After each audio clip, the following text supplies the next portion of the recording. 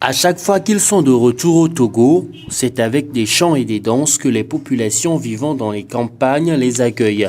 Il s'agit bien des responsables de l'association 123 Action dans les localités de Ngotien, notamment à Gbeveme, à Tchavé, Peignon Adja, Djakpata-Kopé, pour un seul objectif, apporter de l'eau aux populations nécessiteuses.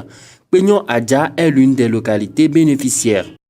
Quand j'avais à peine 7 à 12 ans, j'allais chercher de l'eau au marigot. Arrivé à peu près à 600 mètres du village, j'ai cogné une pierre qui était dans la rue, dans le sentier. La gourde que je portais était tombée de ma tête. La gourde est cassée, je n'ai plus l'eau, je n'ai plus la gourde non plus. Je suis rentré au village.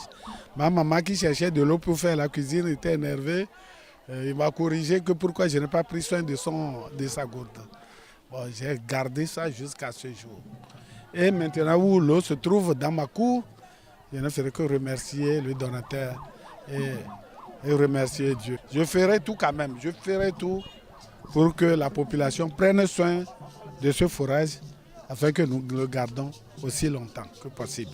Dans l'après-midi, c'est le tour du bâtiment scolaire de l'école primaire république de Djakpata-Kopé, une localité située à 25 km de Ngotien, d'être réceptionné. Ce joyau vient rendre hommage à André Dussolier, parrain de l'ONG, d'où le nom de l'école.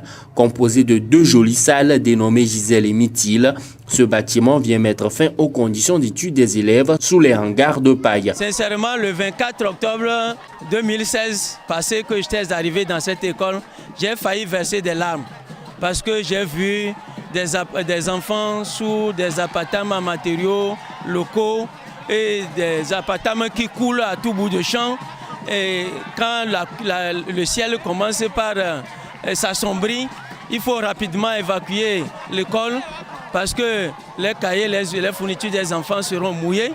Et nous-mêmes enseignants, une fois j'ai voulu résister, la pluie a commencé, les enfants sont partis et ça n'allait pas, je suis monté sur les bancs, ça n'allait pas, je me suis accroché au bois, mais ça n'allait pas, j'étais obligé de rentrer. Donc depuis ce jour, je me dis, mais jusqu'à quand ça va finir? Mais aujourd'hui, nous sommes devant ce joyau, les fournitures de nos enfants ne seront plus mouillées, les matériels de travail de l'école seront en sécurité et vraiment, je ne sais même pas comment exprimer cette joie, cette reconnaissance à cette ONG 123 Action. Il faut préciser qu'à ce bâtiment scolaire, 77 tables bancs ont été offerts et une projection de film a sifflé la fin de la cérémonie.